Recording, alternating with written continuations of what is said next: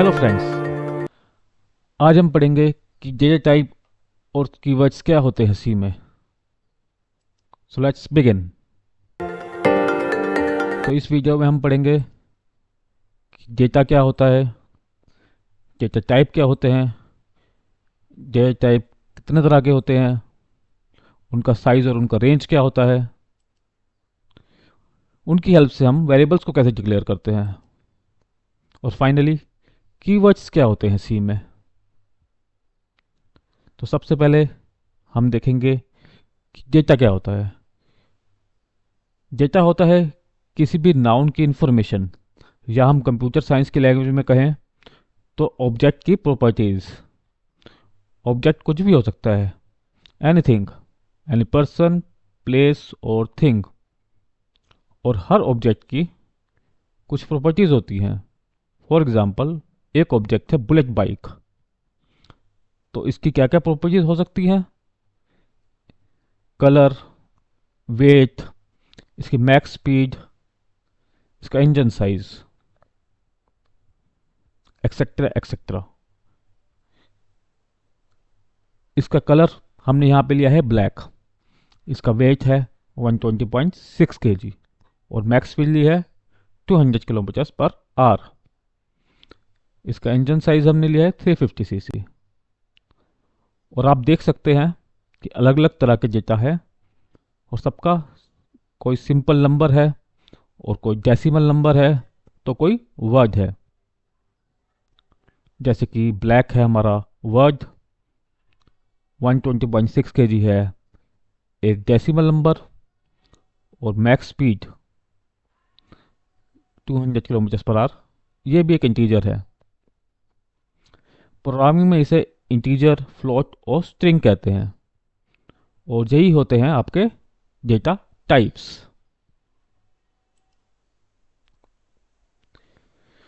So, data type is a classification of data that specifies what type of data a variable can hold and what type of operation can be performed on that data. मतलब data type एक data को classify करने का तरीका है कि data कितनी तरह का हो सकता है और वेरिएबल उसे किस डेटा को होल्ड कर सकता है और उस वेरिएबल्स पे क्या क्या ऑपरेशंस कर सकते हैं हम। डेटा टाइप ये भी बताता है कि उसकी रेंज कितनी हो सकती है वेरिएबल की और उसमें क्या क्या वैल्यू स्टोर हो सकती हैं। कुछ एग्जांपल्स हमने यहाँ पे लिए हैं, जैसे int a is equal to 20। यहाँ पे a वेरिएबल के अंदर हमने 20 स्टोर किया है, लेकिन उसके लिए हमने जो डेटा टाइप लिया है वो इंट लिया है, क्योंकि इंट के अंदर ही हम 20 को स्टोर कर सकते हैं। इसी तरह हमने अगर हमें a स्टोर कराना है, a करेक्टर, तो हमें एक डेटा टाइप लेना पड़ेगा कैर। कैर में हम ए वेरिएबल को स्टोर करा सकते, ए वैल्यू को स्टोर करा सकते हैं। अगर हमें कोई फ्लोट यानी डेसिमल वैल्यू स्टोर करानी है तो हमारे पास दो ऑप्शन है, फ्लोट या फिर डेसिमल। इधर हमने float y is equal to 12.05 लिया है, यानी y के अंदर हमने 12.05 को स्टोर किया है, और इसके लिए हमने float variable, float data type लिया है। अगर मुझे कोई नाम, कोई स्ट्रिंग, कोई स्टोर कराना है तो उसके लिए हमें कैर लेना पड़ेगा, कैर एरे। सिर्फ कैर नहीं, कैर का एरे लेना पड़ेगा। जैसे मैंने यहाँ पे कैर का एरे लिया है, उसका वेरिएबल लिया है नेम, उसमें मैंने अपना नाम स्टोर कराया है। अब हम देखते हैं कितनी तरह के होते हैं डेटा टाइप्स। डेटा टाइप्स तीन तरह के होते हैं, प्राइमरी, डिराइव डेटा टाइप्स और यूजर डिफाइंड डेटा टाइप्स। इस वीडियो में हम सिर्फ प्राइमरी डेटा टाइप के बारे में पढ़ेंगे।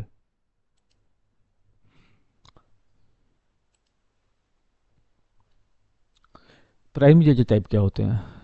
Primary data type are also known as fundamental और प्रिमिटिव डेटा टाइप्स।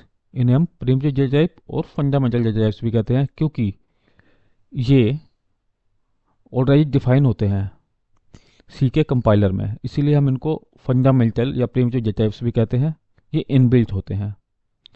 कंपाइलर को पहले से इनकी बारे में सब पता होता है।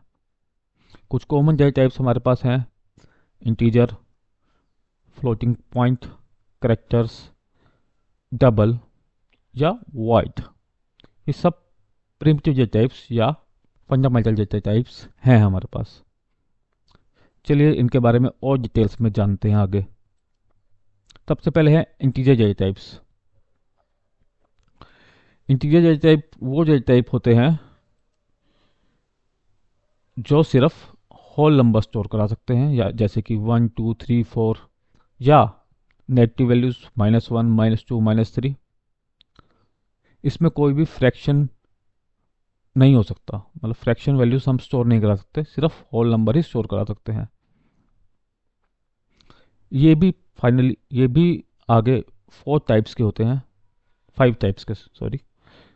Int, short, long, long long और अनसाइंड। इन डेटा टाइप्स की अलग अलग रेंज होती है और ये अलग अलग मेमोरी साइज ऑक्यूपाई करते हैं। तो आगे इनके बारे में और डिटेल में जानते हैं। सबसे पहले है हमारे पास इंट। अगर हमें कोई भी सिर्फ सिंपल इंटीजर वैल्यू स्टोर करानी है जिसकी रेंज लिखी हुई है यहाँ पे, तो हम इंट वेरिएबल का, इंट डेटा टाइप का यूज़ करते हैं। इसका सिंबल होता है इंट। इसका मेमोरी साइज होता है 4 बाइट, यानी कि ये 4 बाइट्स की मेमोरी ऑक्यूपाई करता है। और इसकी रेंज ये है। एग्जाम्पल हमने दिया हुआ है int a is equal to 100, यानी ए के अंदर हमने 100 स्टोर करा दिया। इसी तरह हमारे पास एक और वेरिएबल होता है, एक और डेटा टाइप होता है शॉर्ट। शॉर्ट का सिंबल है शॉर्ट, SHORT, और इसकी मेमोरी साइज होता है 2 बाइट्स और इसका रेंज होती है 32,768 से लेकर पॉजिटिव 32,767 तक।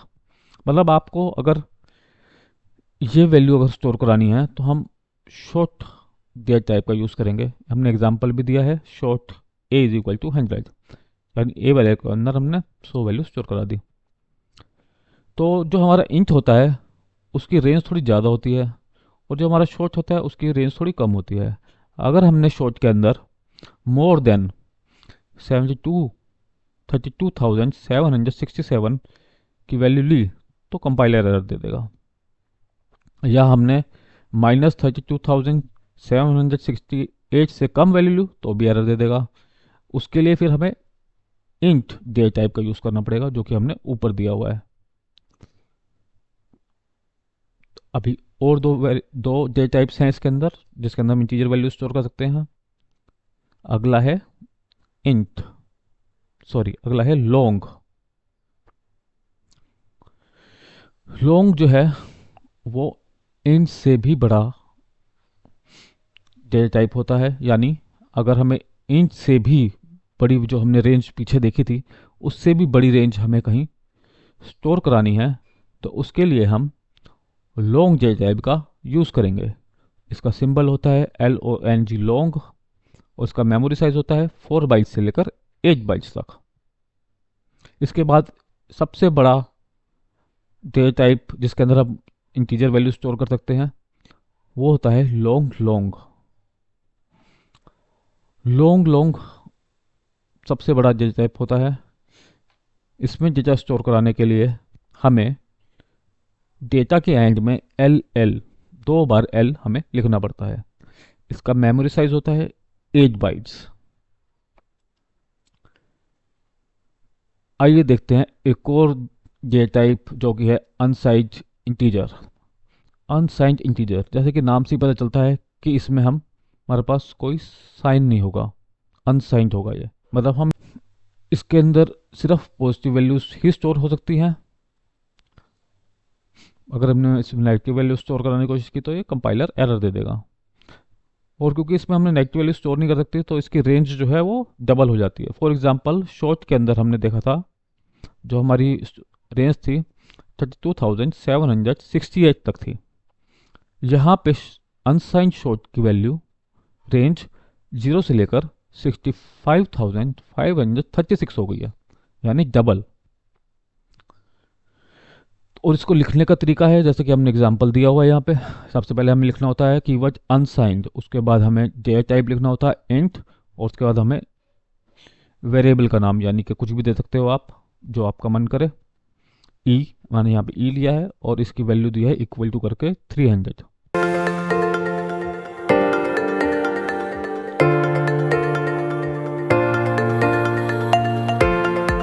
अगला टॉपिक है फॉर्मेट स्पेसिफायर्स।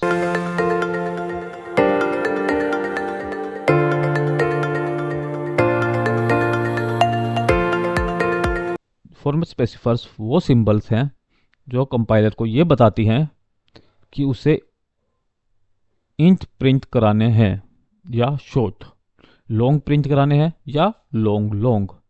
तो ये बेसिकली कंपाइलर को बताती हैं कि उसे किस टाइप का डेटा टाइप प्रिंट कराना है, किस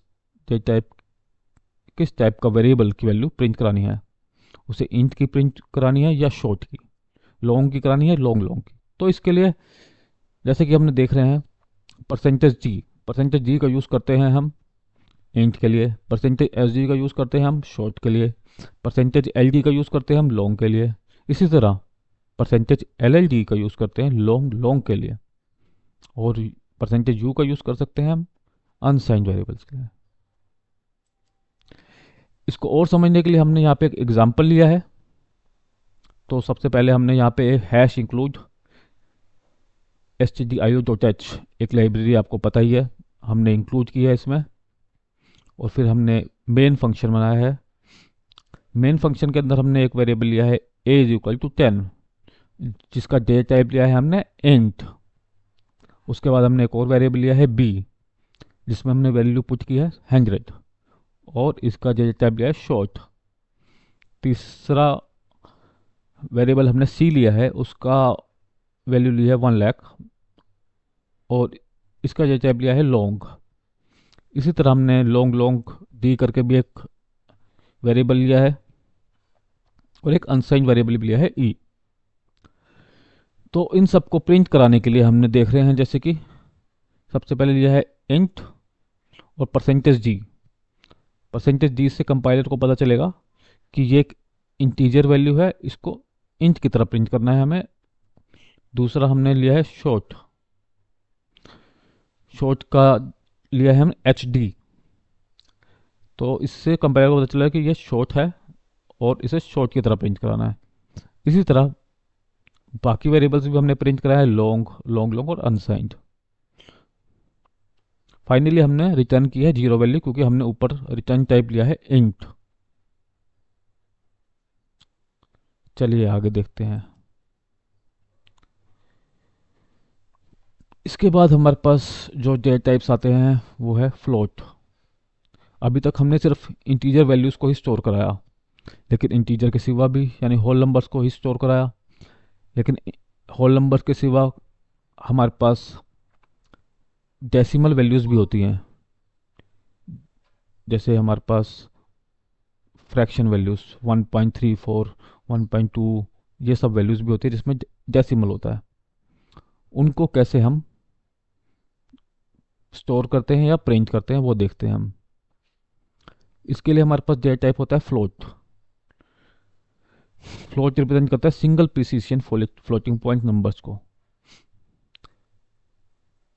इसका मेमोरी साइज होता है 4 बाइट्स, और इसकी रेंज होती है 3.4 मल्टीप्लाइड बाय 10⁻⁻38 से लेकर 3.4 मल्टीप्लाइड बाय 10⁻38 तक। इसका सिंबल होता है फ्लोट, और इसको जब हम इनिशियलाइज करते हैं तो लिखते हैं फ्लोट वेरिएबल का नेम और वैल्यू, जैसे कि ये लिखा हुआ है मैंने। इसके बाद हमारे पास एक और डेटा टाइप है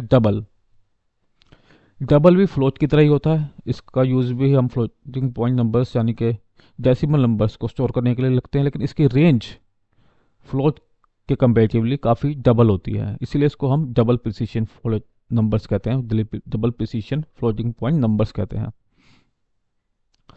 और इसका सिंबल होता है डबल। इसकी मेमोरी साइज ये लेता है 8 बाइट्स।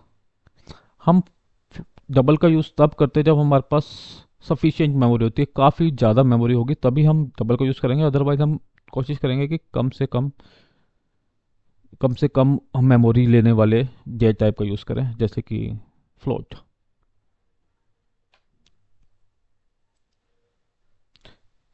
अगला जे टाइप है हमारे पास कैर। जब हमें किसी करेक्टर की यानी कि किसी सिंगल अल्फ़ाबेट को स्टोर कराना होता है तो हम इस कैर जे टाइप का यूज़ करते हैं। ये सिर्फ 1 बाइट मेमोरी लेता है, उसकी रेंज भी बहुत कम है, -128 से लेकर 127 तक। और अगर हम अनसाइंड करते हैं तो 0 से लेकर 128 तक होती है इसकी रेंज बस। इसका सिंटैक्स हमने दिया हुआ है। सबसे पहले हम देखते हैं कैर, उसके बाद वेरिएबल का नेम और वैल्यू। वैल्यू यानी कुछ भी हो सकती है इसमें, A B C D E F etcetera. लेकिन कैर की एक विशेष बात यह है कि इसके अंदर हम सिर्फ करेक्टर्स ही नहीं, हम इसके अंदर एसक्यूएल वैल्यूज भी स्टोर कर सकते हैं। जैसे कि मैंने दिखाया यहाँ पे हमने स्टोर किया कैर A = 65। 65 डिजिटल रिप्रेजेंटेशन है ए का, यानी हमारे पास ASCII में 65 को ए होता है एक्चुअली। इसी तरह बी होता है 66, सी होता है 67 एंड सो ऑन। फाइनली हमारे पास एक जे टाइप होता है वाइड। वाइड जे टाइप जो है वो हम किसी वेरिएबल को डिक्लेयर करने के लिए नहीं करते, बल्कि हम इसका यूज़ सिर्फ फंक्शंस के साथ करते हैं। जो फंक्शन कोई डेटा अगर रिटर्न नहीं करता तो उसके आगे हम वाइड लिखते हैं। अगर हम चाहते हैं कि कोई फंक्शन कोई डेटा ना रिटर्न करे तो हम उसको वाइड से शुरू करते हैं, यानी कि उसका रिटर्न टाइप हम लेते हैं वाइड। जैसे कि मैंने एक एग्जांपल भी दिया है यहाँ पे, वाइड रिटर्न नथिंग सम, यानी हमने इस फंक्शन के अंदर एक वेरिएबल लिया ए, दूसरा वेरिएबल लिया बी, दोनों में वैल्यू ली 10 और 20, उनका सम कराया और सी में स्टोर कर दिया, और फाइनली मैंने इसकी वैल्यू यहीं पे स्टोर कर दी, यहीं पे प्रिंट कर दी। Sum is %d। %d क्या रिटर्न करता है, क्या करता है, ये बताता है कि कंपाइलर को कि हम एक इंटीजर टाइप की वैल्यू डिस्प्ले कराना चाहते हैं, इसलिए हमने परसेंटेज दिया है। वैसे मैंने अभी पहले बताया था आपको। और इसके अंदर हमने सी की वैल्यू डाल दी। ये जो हमारा एम्परसेट साइन है ये हम कंपाइलर को बताता है कि सी के मेमोरी के अंदर जाके आप ये वैल्यू ले सकते हैं। तो इस तरह ये हमारा आउटपुट देगा 10 + 20 = 30।